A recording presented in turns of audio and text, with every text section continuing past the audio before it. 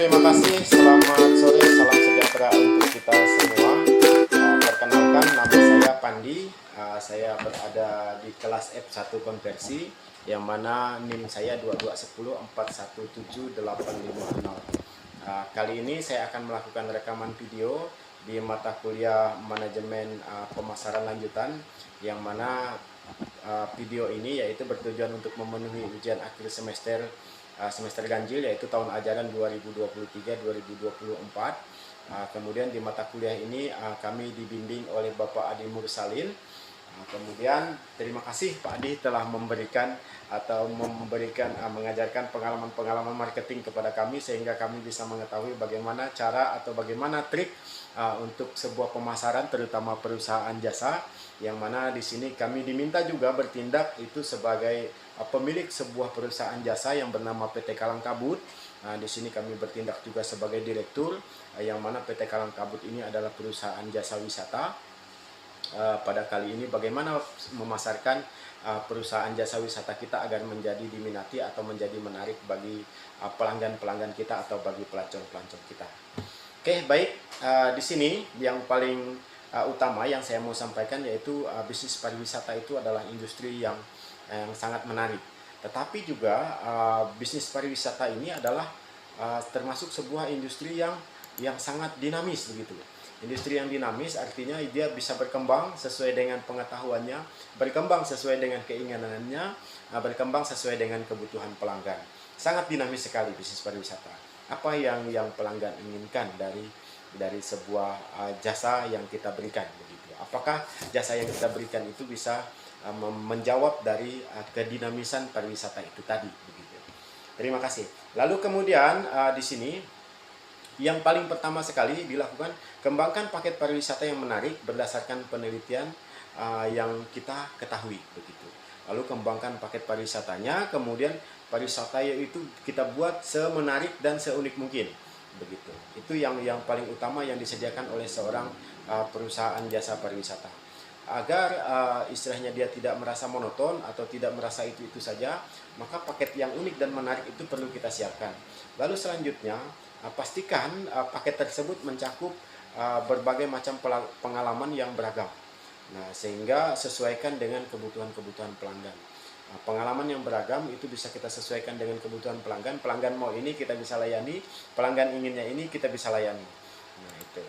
Lalu kemudian yang paling penting sekali disediakan atau diketahui oleh seorang perusahaan jasa itu di sini perhatikan detail seperti akomodasi, transportasinya, lalu aktivitasnya, kemudian dan pemandunya.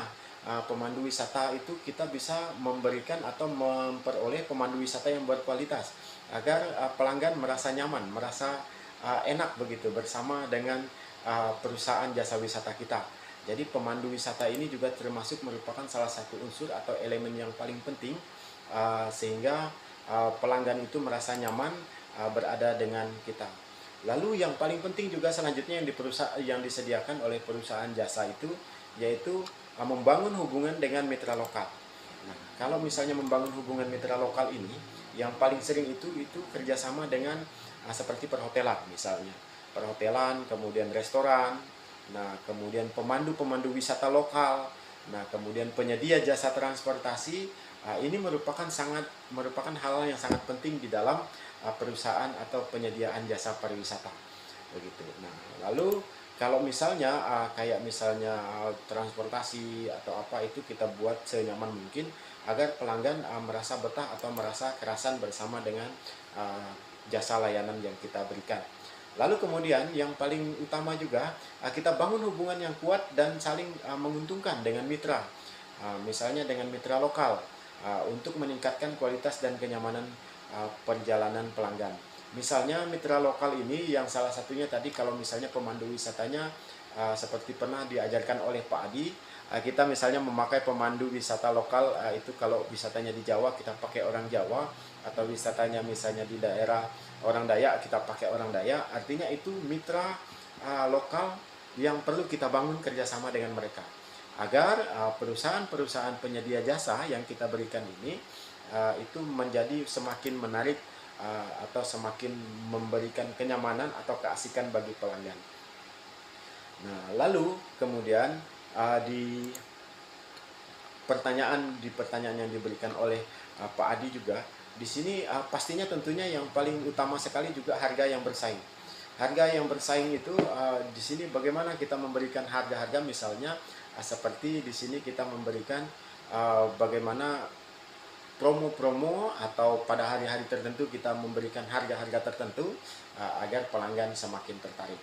Lalu kemudian kualitas layanan yang prima.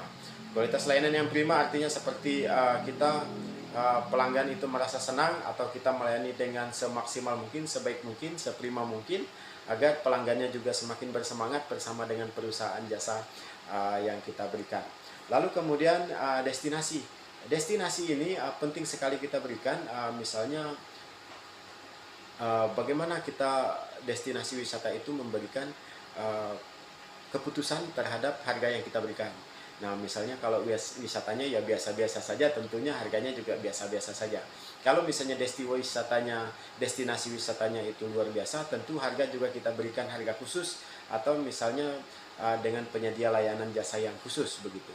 Otomatis di sini juga akan mempengaruhi harga destinasi wisata.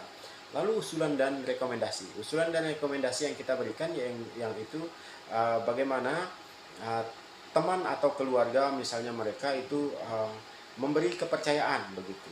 Istilahnya mereka percaya terhadap layanan yang kita berikan, sehingga mereka bisa memberikan usulan dan rekomendasi. Kalau misalnya mau jalan ke tempat ini atau bersama ini, maka yang dipakai pemandu wisatanya perusahaan ini begitu. Perusahaan PT Kalangkabut, agar mereka semakin percaya begitu. Jadi kalau mereka merasa senang, mereka merasa terlayani dengan baik, pastilah mereka akan merekomendasikan jasa yang kita berikan. Lalu kemudian promosi dan diskon. Nah, promosi dan diskon ini sangat-sangat penting. Promosi ini biasanya tidak hanya dilakukan di reklame atau misalnya di iklan-iklan media sosial. Nah, promosi ini yang paling berpengaruh itu promosi dari mulut ke mulut biasanya. Nah, itu promosi yang paling marketing yang paling murah, marketing yang paling gampang kita lakukan, yaitu promosi dari mulut ke mulut. Bagaimana itu bisa terjadi? Tentunya dengan memberikan kualitas layanan terbaik kepada pelanggan-pelanggan kita. Nah, ketika mereka merasa terlayani, mereka merasa dipuaskan dengan layanan jasa perusahaan tur kita tadi, maka mereka akan memberikan atau memberitahu, mempromosikan kepada yang lain agar mereka bisa menggunakan jasa yang kita berikan.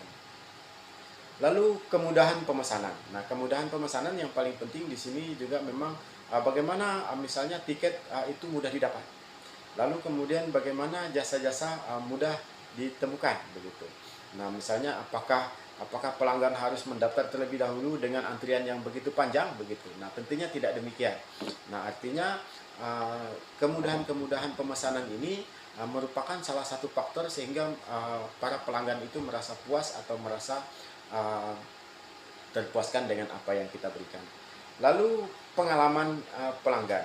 Nah, pengalaman selama perjalanan itu, transportasinya, kemudian seperti tadi yang saya sampaikan, misalnya bagaimana penginapannya, transportasinya, pemandu wisatanya, itu apakah memuaskan bagi mereka atau tidak. Nah, itu juga menjadi salah satu acuan atau menjadi salah satu unsur penting sehingga pelanggan tetap menggunakan jasa pariwisata yang kita berikan. Nah, lalu langkah-langkah yang kita ambil untuk misalnya terjadi keluhan yang dihadapi oleh pelanggan, yaitu yang paling utama sekali bagaimana menghadapi atau langkah-langkah jika PT Kalangkabut terjadi keluhan dari pelanggan. Yang pastinya keluhannya dari segi mana dulu? Yang pertama pastinya mendengarkan keluhan pelanggan. Lalu setelah kita mendengarkan keluhan pelanggan, nah kemudian lalu kita merekomendasikan atau memberikan pilihan-pilihan terhadap pelanggan agar mereka sebagai pelanggan merasa terpuaskan dengan layanan yang kita berikan. Nah, lalu kemudian untuk persaingan sesama agen, bagaimana kita mengelola persaingan sesama agen? Yang pastinya di sini persaingan sesama agen yang paling penting di sini tidak saling menjatuhkan atau tidak saling menjelekkan, misalnya PT-PT lain atau perusahaan-perusahaan penyedia jasa lain. Nah, artinya kita tetap melakukan persaingan secara elegan. Tadi misalnya salah satu persaingan secara elegan yaitu dengan promosi harga, kemudahan, saya rasa itu merupakan salah satu persaingan yang elegan sehingga tidak akan terjadi gesekan-gesekan antar sesama agen penyedia jasa layanan atau perusahaan jasa pariwisata. Saya rasa Pak Adi demikian yang saya bisa dapat lakukan,